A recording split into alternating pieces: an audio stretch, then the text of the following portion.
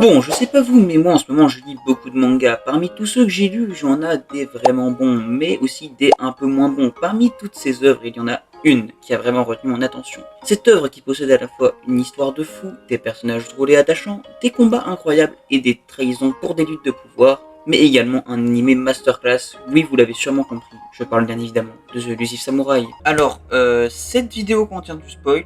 J'ai essayé d'en mettre le moins possible, mais parfois je suis obligé de spoil un peu pour illustrer.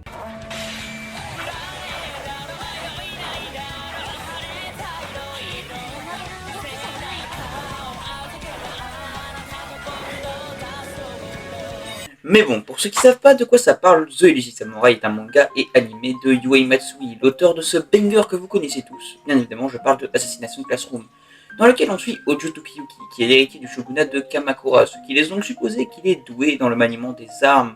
Sauf que pas du tout. Il est ce qu'on appelle un gros caca en effet, lui il n'est pas capable de faire tout ça. Son seul talent étant la fuite, talent qu'il maîtrise à un niveau démentiel, sauf que du jour au lendemain, le shogunat de Kamakura subit une trahison, laissant Kamakura à feu à sang. Tokiyuki, alors orphelin, se fera recueillir par un homme du nom de Soi Yorishige. N'ayant plus qu'un objectif, Tokiyuki commencera alors un voyage afin d'éliminer Ashitaka Takaoji, l'homme à l'origine de la révolte de Kamakura, et ainsi recouvrer le pouvoir, tout ça en ne faisant que fuir. Alors, vous l'avez sûrement compris, et si vous l'avez pas compris, je vais vous l'expliquer, mais c'est un manga inspiré de faits historiques, ce qui personnellement me faisait un peu peur, car si comme moi le seul rapport que tu as eu à l'histoire c'était les cours d'histoire ou les documentaires Arte, bah on va pas se mentir que ça se passait généralement comme ça.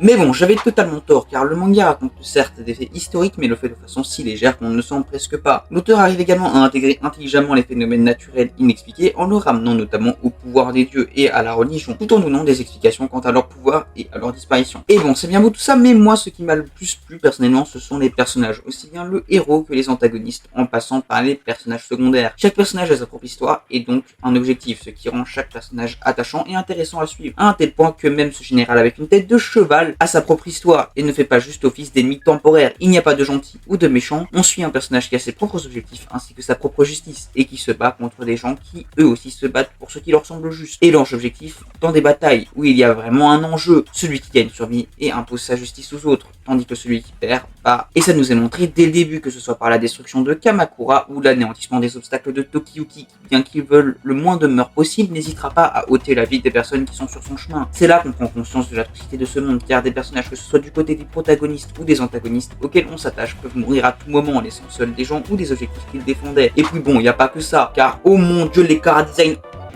attendez...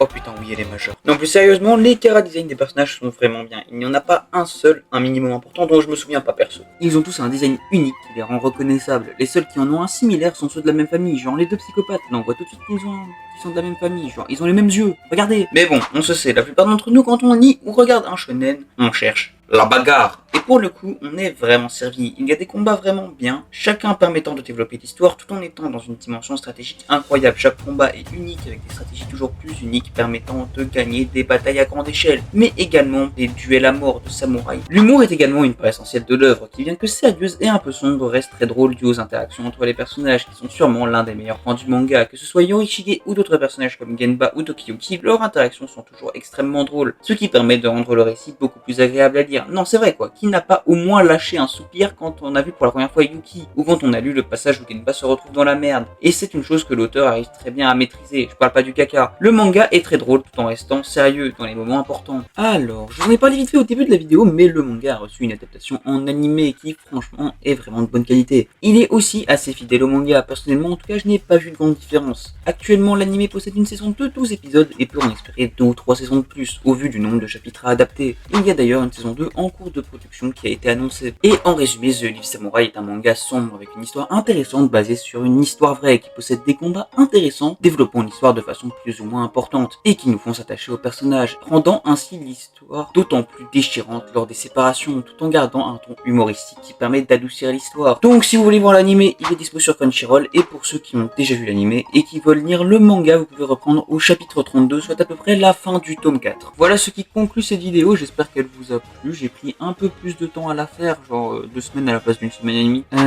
Du coup, j'espère que vous l'avez apprécié.